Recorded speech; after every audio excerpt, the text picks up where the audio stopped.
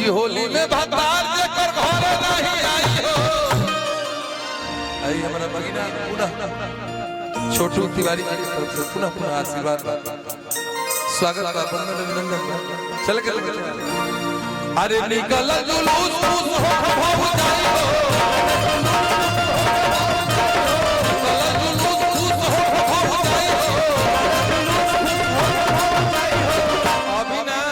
होली में भतार जेकर घर नहीं आई हो।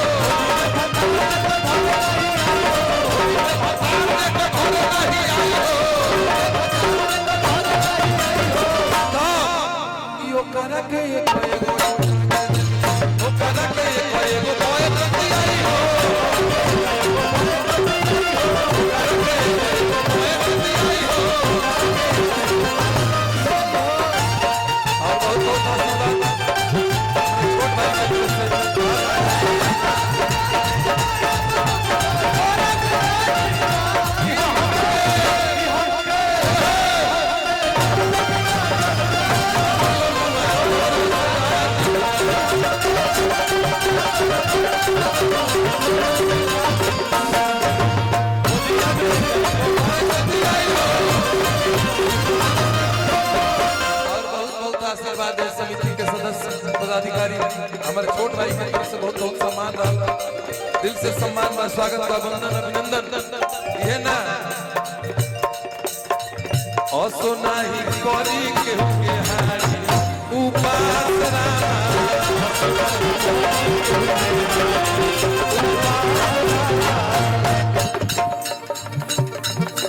या करी की असो नहीं करी तोहरा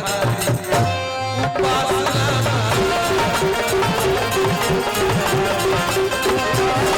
कलो पसंद जैसन हमारे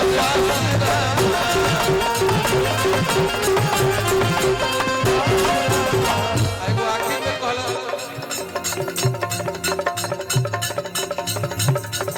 कि कहता नहीं बात जब सब समझाई हो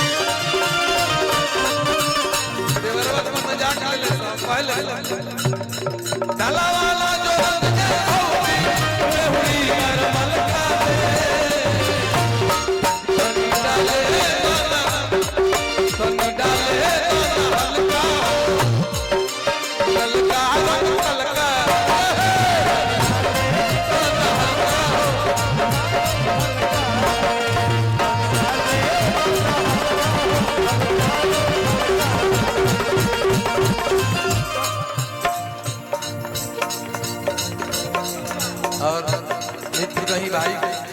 रोहित बाबा की तरफ से बहुत बहुत आशीर्वाद भाई के बाबा रहे। तनी डाले दोना भौजी से कहता तनी डाले दोना हल्का हो नलका रंग तलका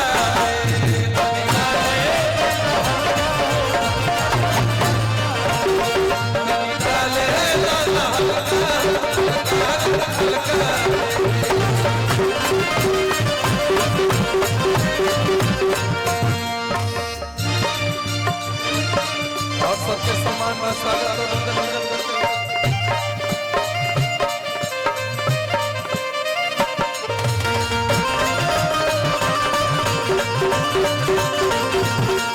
और आखिर में बोल के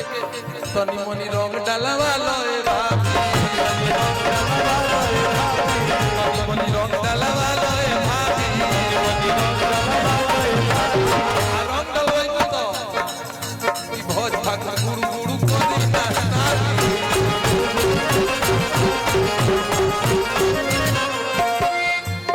तब एगो औरी कहला जाम लागल बा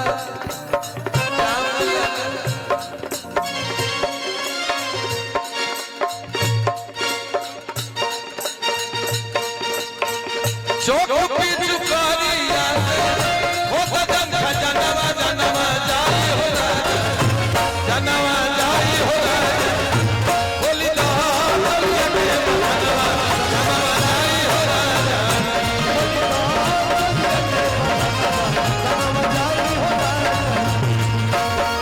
चौक पे चुकारिया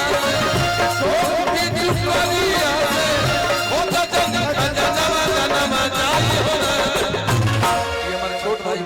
सैकड़ों हजारों श्री मनु सिंह जी की तरफ से मुखिया जी की तरफ से बहुत बहुत आशीर्वाद और स्वागत कि जनवा जाई हो बोली तो बोलिए जनवा जनवा जाई हो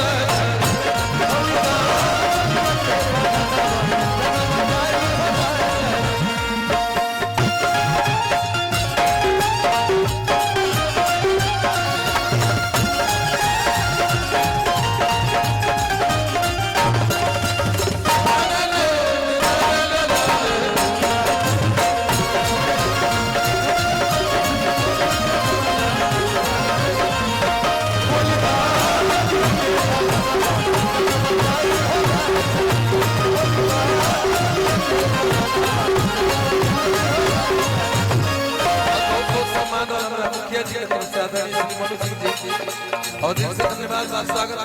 और हमारे कमेटी के दिल से आप सबके एकता यही तरी बनल रहे यही तरी हर साल एक से एक बड़े से बड़े कलाकारों को आप अपने गांव बुलाकर सम्मान करें इससे हमारे क्षेत्र के सम्मान बढ़े हम सबके धन्यवाद देते हैं यही तरीके से बनल रहे ये ना कोहरे सिलाई कोई चढ़ाई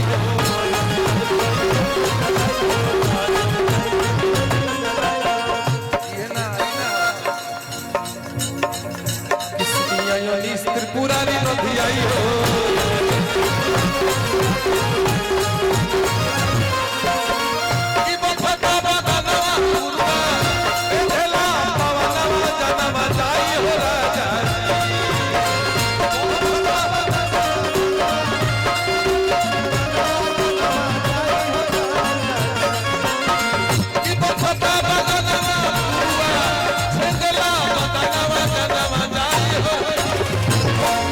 तो मन पर लगी कतना फगुआ गौले बनी केहू के जोड़े का गावत और भगिना हमरा छोटू बाबू की तरफ से पुनः पुनः बहुत आशीर्वाद सबके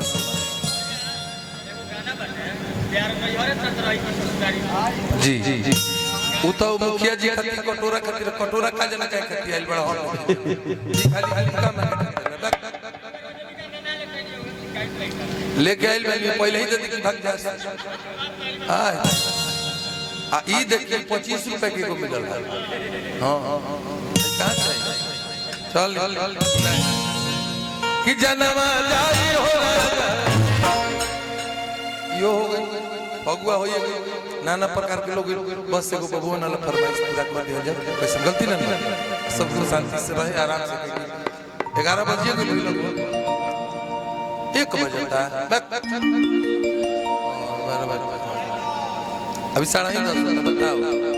तब कटोरा बाबा के सुई तेज भागत किया